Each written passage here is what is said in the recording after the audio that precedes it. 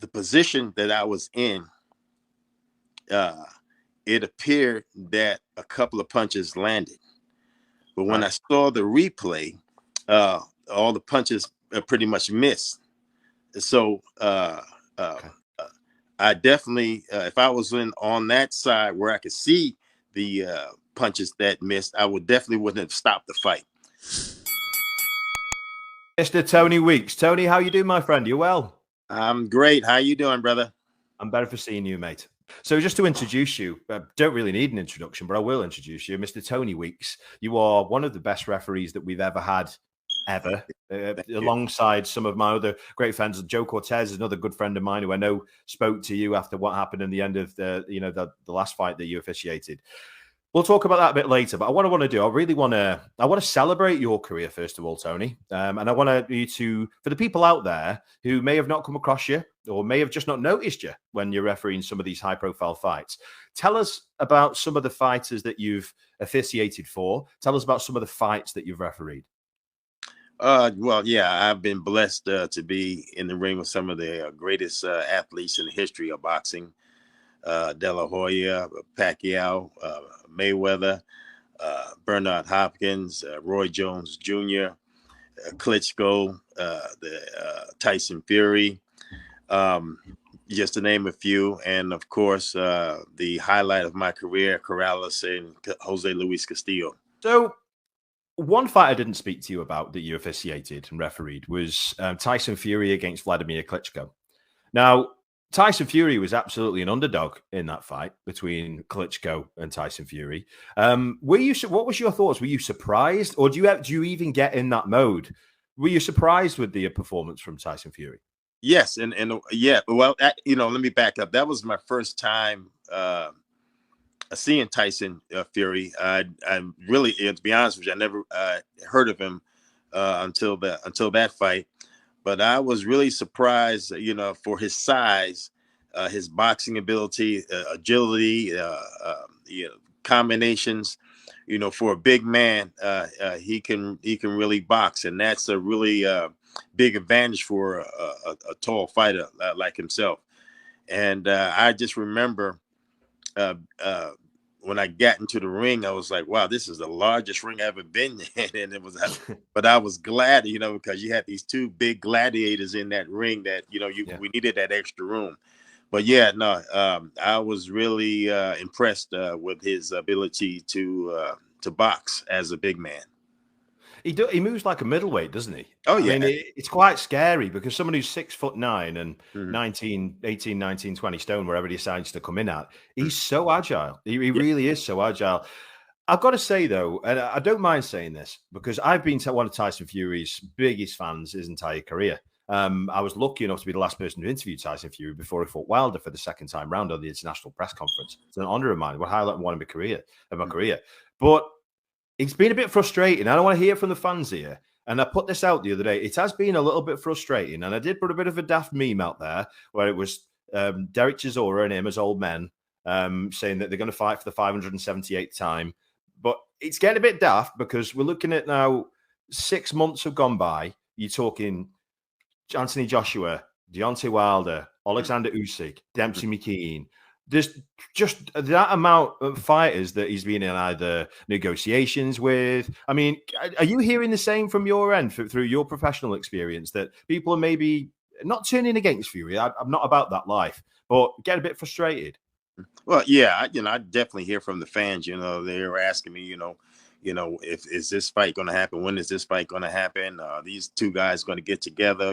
What's going on? And yeah, you could definitely understand the frustration. Being a fan before I became a referee, I definitely understand, their way of thinking and wanting these, big fights to happen. Um, and the public is really hungering for these guys to get together and let's forget all the red tape and whatever's holding them uh, the negotiations up or what have you. But no, I definitely hear from the public, and they definitely are get a little frustrated. Like this is never going to happen, or yeah, it's just totally frustrating for the fans. It is. It is. Going to your career then. So some of the highlights of your career haven't always been, just like every other friend of mine who's a referee. All these amazing things you've done in your career can get overshadowed by the slightest little either mistake or slightest little oversight. But it's not really that what I'm trying to talk about here. I'm talking about cuts with you in your career. And some of the highlights of your career is that famous picture of you standing there with Badou Jack's blood all over you like you were a zombie.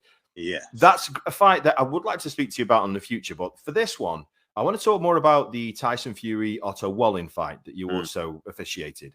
Again, Otto is a good friend of mine, and we've had a good conversation on the show. And he admitted to me that he absolutely, when you saw it, there's fans, all of them out there. Tell me if you saw it. He shoved his palm into the cut of Tyson Fury. So, I mean, what was your thoughts at this stage? Did you see it? What did you think? The cut was actually caused by a punch, so it was legal. But yeah, he at one point he did kind of dig his glove in there, and I did gave him a stiff warning, not to do that. For me, I do it myself. I know it sounds bad, but I do it myself. It's like Otto Wallin said. If you watch the interview back on YouTube, guys, he said it's a fight. It's a fight. You're gonna do what you can get away with at the end of the day. Being honest with each other here. If you're in that same situation, would you do the same? Well, yeah, like I say, it's definitely a fight, and that's why it's very important, for us as the referees to be in there to enforce those rules and regulations and make sure nothing illegal happens. When you have these high profile fights, or any fight for that matter, boxing match for that matter, the emotions are high, the feelings are high. So people are going to sometimes do drastic things.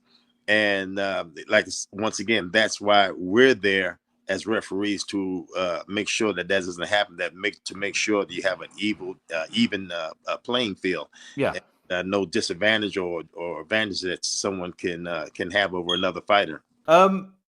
So I'm going to put you on the spot here a little bit, because you've literally refereed for the best people in recent history. So I'm going to put you on the spot and say, who do you think, you being there next to these fighters in the ring, who is the most talented fighter, or even give me the performance? What's the most talented fighter and performance that you've officiated for? I mean, they're all unique in their own ways. You got to pick one though, Tone. It's really hard, because let me explain it to you this way. Okay, Mayweather has this footwork and the great defense. Pacquiao has the foot speed and hand speed. Bernard Hopkins has the craftiness in that ring. It is so hard to really pinpoint and say, if I was refereeing Muhammad Ali, there would be it'd be no question about it. Okay, okay.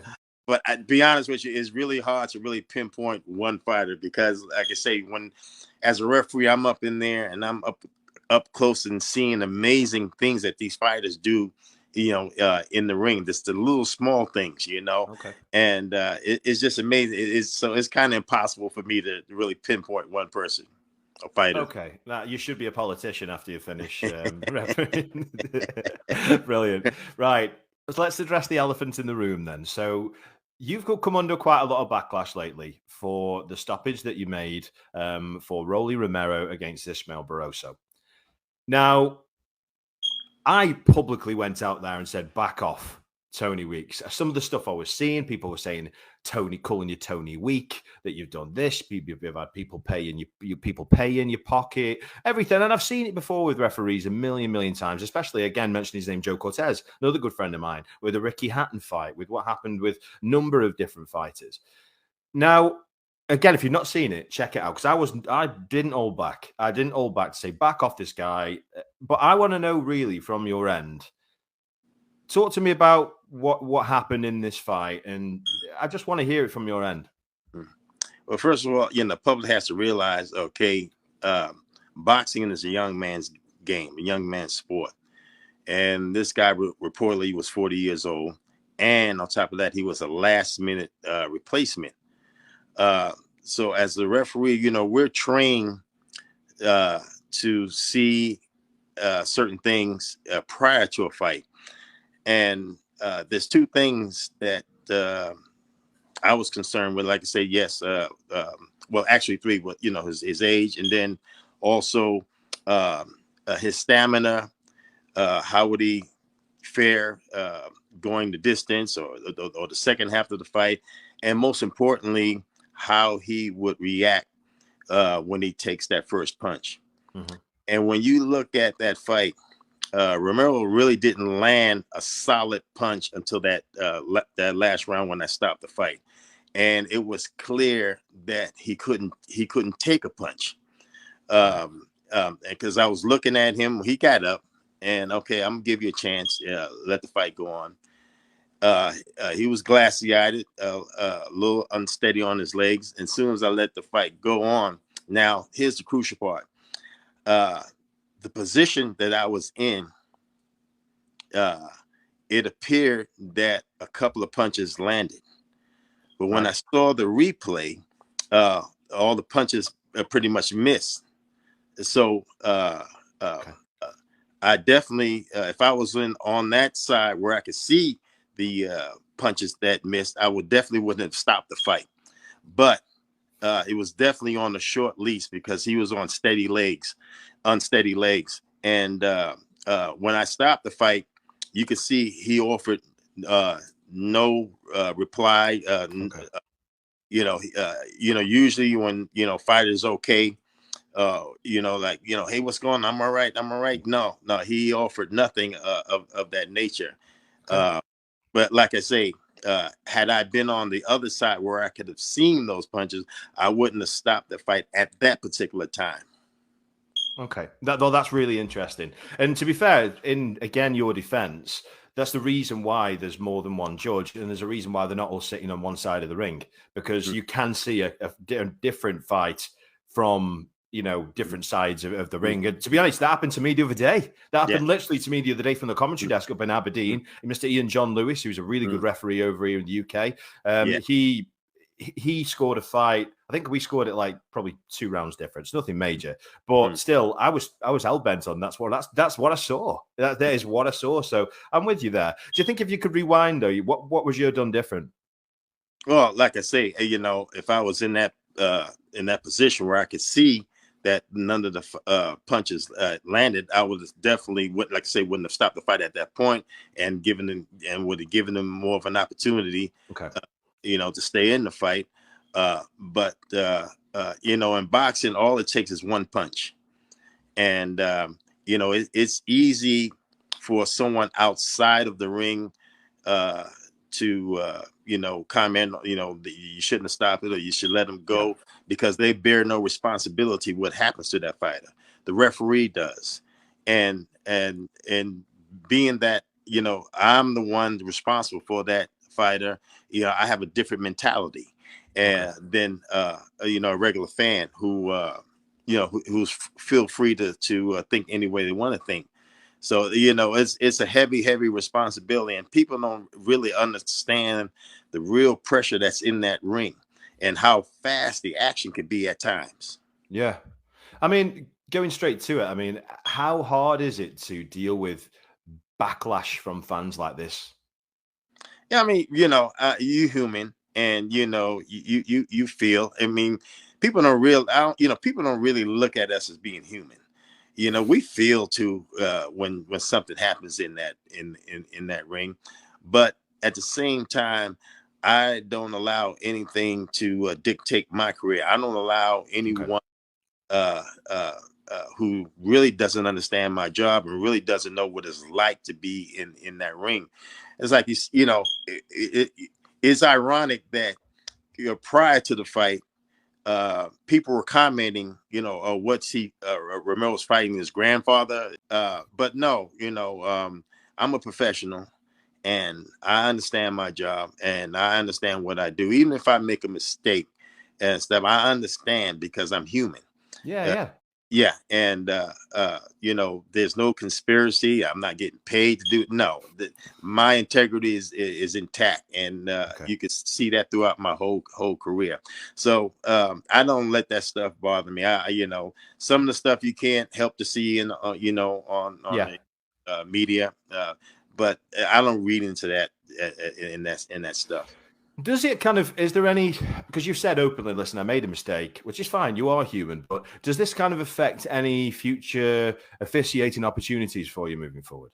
No, no, yeah, Good. yeah, not yeah, not Because at all. it's happened Yeah, recently, you yeah. know, with it. Give Ian John Lewis Hmm. is a great example of that Hmm. between the Josh Taylor and the, who was it now? Josh Taylor and Cattrall fight. Hmm. He's still kicking off about it. So I'm with you there. I'm with you. I'm going to say from my end and on behalf of the fans, thank you for officiating and being one of the best referees of our time. I can't thank you enough, and thank you so much for coming on the show. Thank you. I really appreciate you giving me this platform to really, you know, express myself and, you know, let the people, you know, hear from me.